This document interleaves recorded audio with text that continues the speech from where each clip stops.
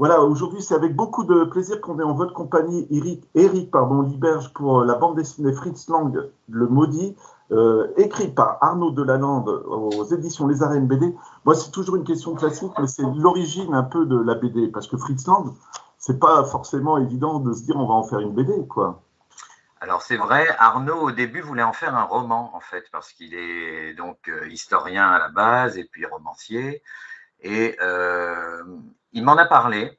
Et comme tous les deux, je pense, voilà, depuis longtemps, hein, même moi depuis que j'aime le cinéma, on aime effectivement l'expressionnisme. C'est un peu la base de mon travail aussi, c'est-à-dire en termes de graphisme, tout ça, j'ai toujours référence aux maîtres expressionnistes, que ce soit dans le cinéma, la peinture, l'illustration, etc., la gravure et tout. Donc, il nous a semblé naturel de reconsidérer un peu le projet et de se dire, tiens, on pourrait peut-être en faire finalement une bande dessinée, comme un biopic, mais sur la durée, comment dire, la jeunesse de Fritz Lang jusqu'au moment où il part en fait pour les États-Unis, au moment où il quitte, enfin il fuit le nazisme en fait.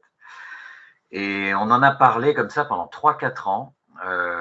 On était déjà sur Turing, ensuite sur Staline. Et puis, le moment est venu de le faire. C'était, alors de mémoire, 2019, je crois. 2020, pardon. C'était ça. Je m'y suis mis au moment du confinement. Voilà.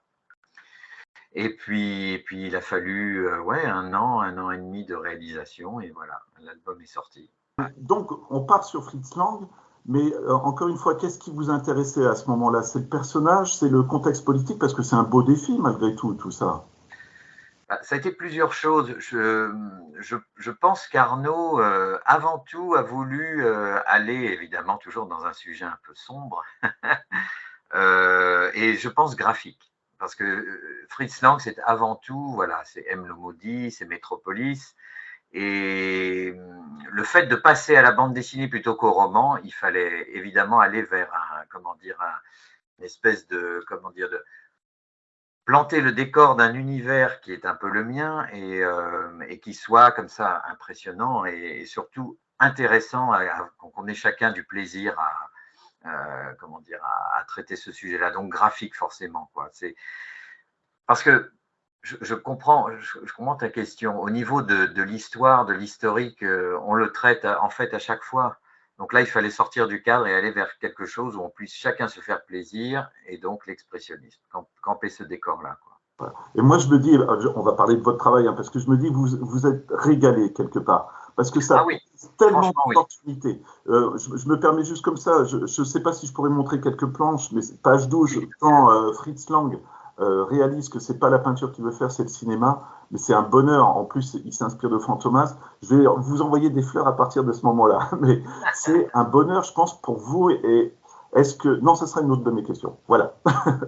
Je pense que graphiquement, en fait, c'est là où moi j'ai eu tout le plaisir de réaliser cet album déjà en couleur directe, sur des planches normales, voilà, comme je le fais depuis les Corsaires, parce que les Corsaires d'Alcibiade, c'était chez Dupuis, et là j'étais entre l'infographie et le vrai dessin. Mais à partir de 2015, je pense, j'ai resserré mon travail vraiment autour des planches.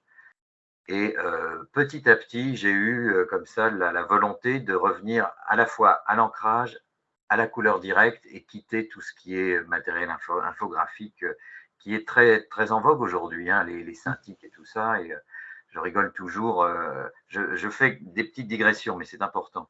Je rigole toujours quand je vois passer sur Facebook ou autre des forums de dessinateurs qui se prennent la tête avec des, je trouve pas l'utilitaire machin, ma synthique vient de planter et tout, mais bon sang, on repasse au papier et puis c'est tout. On aura... enfin bref. Non, non, Donc mais voilà, sur Fritz Lang, c'était l'occasion de continuer en fait ce que j'avais amorcé aussi dans un autre album avant qui était Le corps est un vêtement que l'on quitte, où il y avait toute cette section sur l'Inde, où là je me suis vraiment lâché justement avec les couleurs. Cette technique que j'ai avec les poudres de pastel, enfin pour créer des fonds et tout ça. Donc j'avais avec Fritz Lang l'opportunité de continuer en fait cette recherche graphique et en plus dans un domaine qui me met moi dans tous mes états, c'est l'expressionnisme et le ah côté bah, un peu gothique, quoi. Donc bien sûr, voilà. l'essence, le plaisir qu'on a eu a été manifeste sur les premières pages. Et on s'est dit là, vraiment, avons-nous pensé aboutir à un truc où on va nous laisser faire, en fait.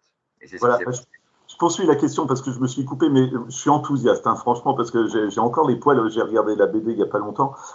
Justement, l'enthousiasme, est-ce que il faut le canaliser? Parce que quand on a l'expressionnisme allemand, vous venez d'en parler, qui est tellement propre, hein, pour la bande dessinée finalement, parce que c'est du cadrage qui ressemble, on pense à, ça y est, le cabinet du docteur Caligari, ce que vous exprimez justement. C'est du boulot. Est-ce qu'il ne faut pas s'emporter? Il faut se calmer? Comment on aborde toutes ces cases et toutes ces pages finalement? Alors, c'est toujours une histoire de dosage. Maintenant, alors dosage d'effet et de rythme, parce que je suis persuadé, et puis avec Arnaud, on l'a bien senti comme ça, qu'il faut toujours un crescendo dans un album. Et le crescendo allait avec le scénario, donc c'était assez pratique finalement à ce niveau-là. Et maintenant, graphiquement, moi, je me raccroche à quelque chose pour calmer en fait le jeu, c'est le découpage. Il faut toujours que le découpage soit le plus lisible possible. Donc, qu'est-ce que ça veut dire lisible? Ça veut dire rester classique.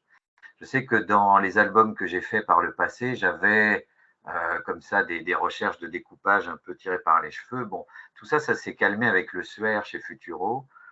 Et à partir de là, en respectant comme ça peut-être une planche avec 3 strips, et puis parfois aussi des très grandes cases, prendre l'espace en fait de la narration et d'exprimer des choses avec des grandes cases, je pense que l'image se canalise par elle-même parce on n'a plus en fait un espèce de rythme effréné de narration dans une page remplie de plein de petites cases qui veulent finalement plus rien dire, mais on laisse la place à l'image et aussi évidemment un peu moins de texte peut-être.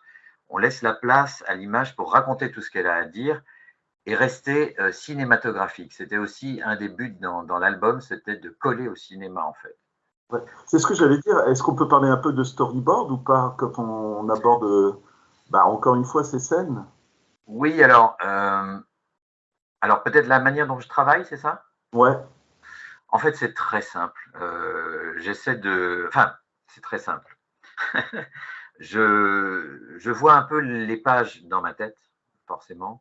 Je me les joue déjà comme ça pendant 5-10 minutes et je me dis, bon, voilà, il faut qu'on voit ça, il faut qu'on voit ça. Et une fois que, disons, au niveau imaginaire, je suis calé, hop, je vais directement sur le plan de page que je fais sur Photoshop. Bon, et à partir de ce plan de page fait sur Photoshop, ensuite, je tire, disons, un croquis sur la vraie page qui est un format raisin 50-65 et où là, je fais mes crayonnés, mes machins et tout. Mais je suis d'abord sur la machine, en fait, pour le plan de page parce qu'il y a beaucoup de souplesse. On peut, comment dire, on évite les ciseaux, le Tipex, que sais-je, enfin bref, tout un griffonnage qui, moi, me semble un peu vain sur papier. Je préfère griffonner et m'acharner sur quelque chose qui est sûr, à l'issue d'un patron voilà, qui a été élaboré déjà sur écran. Voilà. Pardon, collaboration avec l'écrivain et le dessinateur. Est-ce qu'il donne, je parle un peu cinéma, mais je trouve que c'est un peu la même chose. Il donne le scénario et c'est à vous de proposer les images, ou est-ce que vous causez constamment? Est-ce qu'il y a des scènes plus, encore une fois, ça me fascine, il y a des scènes plus pointues et il faut causer ensemble, ou comment ça se passe? Alors, déjà pour dresser le cadre avec Arnaud, on a déjà fait 1, 2, 3, donc Frisson, c'est le 4e album. Donc, sur Turing, c'était déjà plus cadré, parce qu'on ne se connaissait pas. Et ensuite, on a vu que voilà, on fonctionnait vraiment bien. Et aujourd'hui, disons, avec Staline, mettons, Arnaud, pardon, je m'y perds, avec Fritz Lang, Arnaud m'a vraiment laissé le choix de rectifier certaines séquences, d'en améliorer d'autres. Enfin voilà, l'idée, c'est que j'amène toujours plus mon univers à moi. Voilà. Ouais.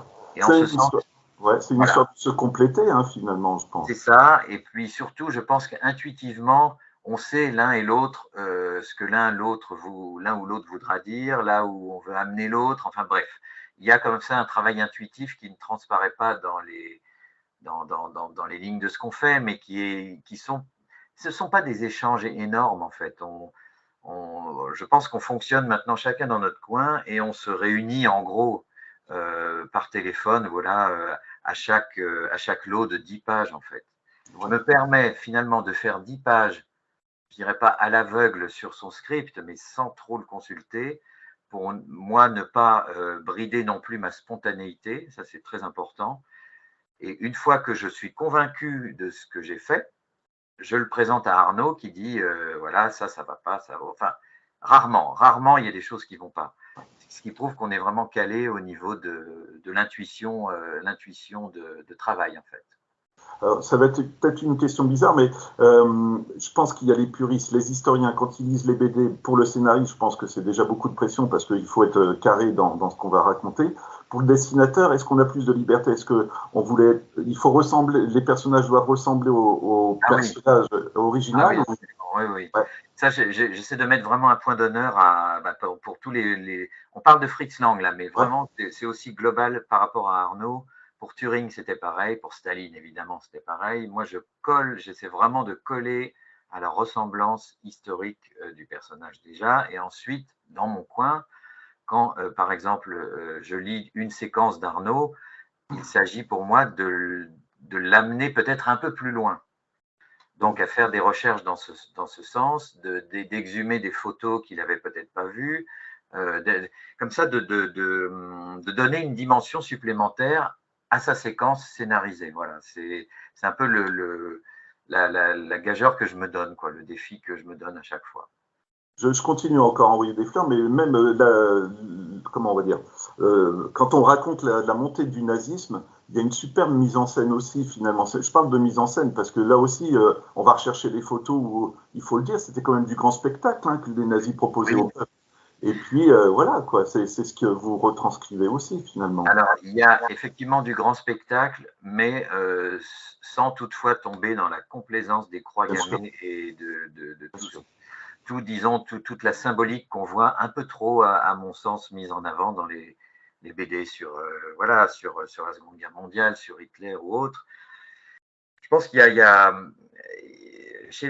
on va dire, chez les nazis, il y avait cette espèce de charte graphique complètement folle qui nous a marqué voilà, au temps présent, hein, il ne faut pas se le cacher. Mais voilà, il faut tourner autour, pour l'évoquer, il faut tourner autour de ça et ne pas tomber dans une complaisance qui en met des couches, quoi. Ouais. Donc, on a à chaque fois essayé, oui, de mettre en scène sans pour autant, boum, dresser une espèce de panthéon à cette iconographie-là, quoi. Voilà, pour moi, c'est le premier écueil dans lequel il ne faut pas tomber, c'est ça. Et c'est ce que je trouve intéressant, quand on voit Hitler dans l'intimité, les couleurs sont beaucoup plus grises, plus sombres, et je pense qu'il y a vraiment beaucoup d'études aussi. Encore une fois, je reviens au cinéma, mais directeur de la photo, tout ça, c'est un sacré boulot pour vous. Hein. Alors, par exemple, sur le personnage d'Hitler, il avait effectivement un côté très cinématographique. Quand il répétait ses discours, il les mimait déjà devant un photographe. Hein. J'ai retrouvé comme ça une série de photos de lui où on le voit en train de tendre les bras, etc. Et alors, curieusement, c'est une atmosphère très expressionniste parce qu'on est vraiment dans un noir et blanc ultra contrasté, donc tout ça pour augmenter la force de l'image. Alors oui, tout ce matériel nous a servi.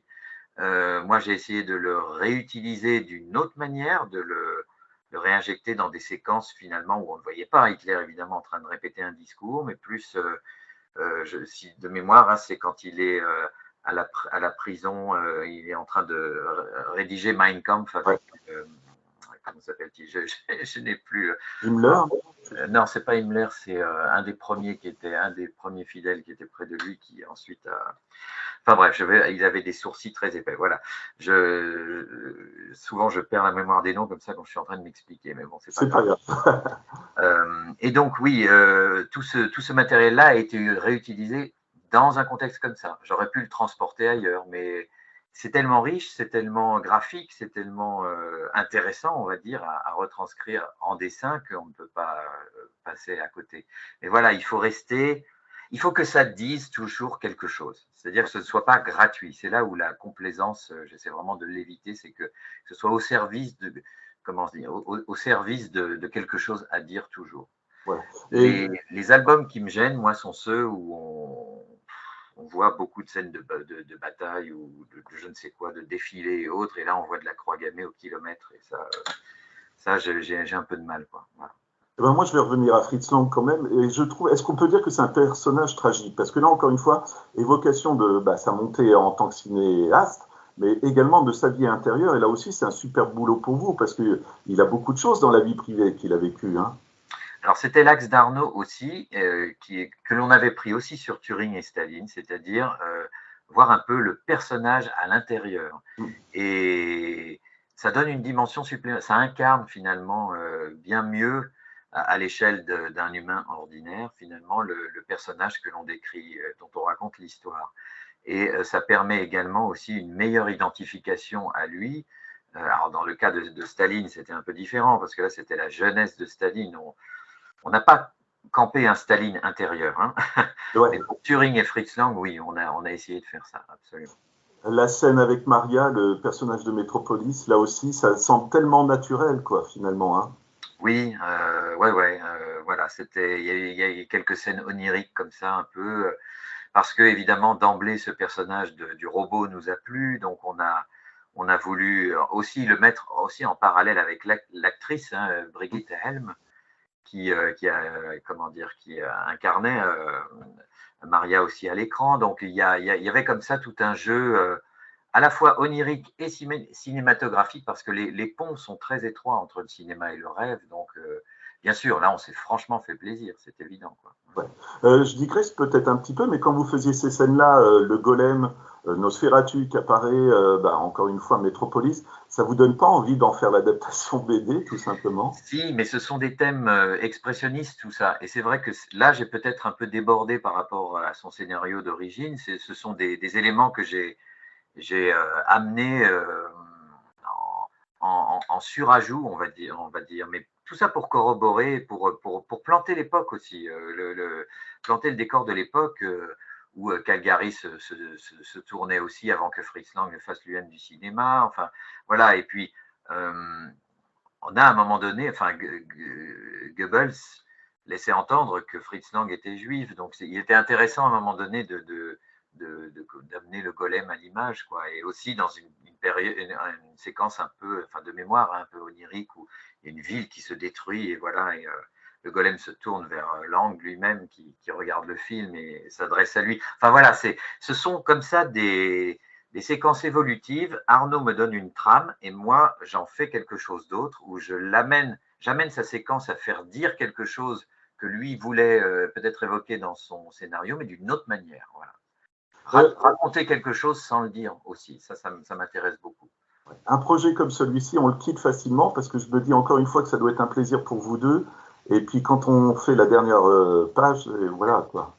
Alors, ça a été. Bon, c'est un projet qui a été réalisé pendant une période de vie pas facile. Bon, euh, euh, bon les confinements, etc., le Covid et tout. Et c'est vrai qu'il a marqué son époque. Je dirais également que graphiquement, j'ai pris un énorme plaisir à dessiner cette période-là. Donc, c'est comme un rôle, je pense, au cinéma. On a du mal à en sortir, ou alors peut-être un roman qu'on a aimé, on a du mal à laisser à fermer comme ça, c'est la dernière page et tout. Et certainement, oui, oui, oui. Mais quand je le reprends, ça m'arrive de le refeuilleter quelquefois pour me demander, tiens, comment j'ai graphiquement, comment j'ai fait ça, je le reprends et je me surprends à le refeuilleter entièrement parce que ça a été un vrai, comment dire, un tournant, j'ai l'impression. Ouais, on le ressent comme ça. Et justement, ça m'amène à parler de vos nouveaux projets, parce que on va le dire, hein, vous êtes sur Facebook, donc moi j'invite tout le monde à aller voir. 3 projets en même temps. Quand on voit la somme de boulot que c'est, je ne sais pas comment vous faites, quoi. C'est juste ça. Je demande un peu de patience aux éditeurs, c'est-à-dire que je tourne en gros, enfin là j'essaie de travailler sur plusieurs planches de plusieurs séries en parallèle, donc c'est un peu le foutoir. Mais en gros, voilà, c'est 15 jours l'un, 15 jours l'autre et 15 jours le troisième, donc ça avance forcément plus lentement. Par exemple, avec Arnaud, actuellement, on travaille sur Pasolini, donc Paolo Pasolini, on fait un biopic. Et là, c'est noir et blanc, par contre, et je suis dessus actuellement. Le deuxième projet, c'est Salvator Mundi avec Futuropolis. Donc, je travaille à nouveau avec Sébastien Gnedic. C'est un grand plaisir aussi. Alors, Salvator Mundi, qu'est-ce que c'est? C'est ce soi-disant tableau de Léonard de Vinci qui représente le Christ sauvant le monde et qui a été en 2017 vendu aux enchères pour 450 millions d'euros. Le tableau le plus cher de l'histoire, voilà. Alors qu'on ne sait même pas si c'est un vrai Léonard de Vinci. Enfin voilà. Et donc la BD, c'est le thriller de toute la vente en fait. Voilà. C'est génial. Une vente qui a pris une dimension jusqu'aux Émirats Arabes Unis, puisque c'est MBS finalement, Mohamed Ben Salman, qui a été l'acheteur du tableau. Enfin, bref. Et le troisième projet, c'est un projet qui renoue un peu avec ce que je faisais dans les Corsaires d'Alcibiade en son temps. C'est un projet avec Philippe Pélez sur Shakespeare, en 3 volumes, en couleur cette fois-ci, mais avec la même technique que j'utilise d'habitude, c'est-à-dire encre de Chine et tout. Et là aussi, je prends un plaisir fou à refaire de l'aventure de cette manière, ce que je n'avais pas fait auparavant, puisque auparavant, c'était beaucoup plus écran et ordinateur et enfin, c'était pas des vraies planches, quoi. Là, non, là, j'ai bazardé toute l'infographie et je fais du 100% dessin en aventure et c'est génial. Voilà, c'est ce que je me dis, finalement, trois projets, d'accord, c'est un gros défi, mais ça doit être un bonheur aussi, parce que finalement, on change d'un style, si on en a un peu marre, ben on part sur autre chose, quoi, Bien finalement. sûr, oui, oui, ça, les choses se réalimentent d'elles-mêmes en vis-à-vis comme ça. Et donc, comme si ça ne suffisait pas, là, je suis en train de finaliser, on va dire, entre 10 et 12 planches de l'ultime Mardi Gras descente, donc à proposer à Dupuis. Là, rien n'est signé pour l'instant, hein, mais je vais bientôt aller les trouver et puis essayer de signer ce dernier et ultime album que j'ai en tête depuis la sortie du Facteur Kratophane, en fait, 2016. Voilà. Ben, Eric, c'était un plaisir de vous rencontrer, enfin, de Ben, vous merci, rencontrer, merci discuter avec beaucoup. vous. Je rappelle juste quand même, hein, c'est Fritz Lang le maudit par Arnaud Delalande à l'écriture et Eric Liberge au dessin, par les éditions Les Arènes BD. C'est à lire absolument, même si on est fan de cinéma ou pas, et puis fan de BD forcément, quoi. Voilà. Une actualité en ce moment, autrement, il y a une BD chez vous qui sort. Alors, c'est comment dire, la réédition d'Alan Turing, le cas Alan Turing, avec une couverture assez surprenante qui est tout argentée comme ça. Il ressort aux arènes, voilà, dans un format légèrement plus petit, mais le Turing ressort et le cahier spécial est augmenté, donc il y a un peu plus d'historique à la fin. Enfin voilà, c'est une belle réédition. Voilà. Ben, merci beaucoup, Eric. Ok, merci Romain, merci beaucoup.